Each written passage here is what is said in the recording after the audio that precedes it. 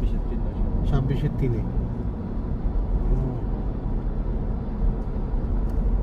20-এর 3-এ 30-এর ওই বাম্পার যেটা দেখতেছো না ইয়ার ফরচুনারের, ওইটা লাগানোর চিন্তা করতেছি আমি। সামনে দিয়ে দেয়।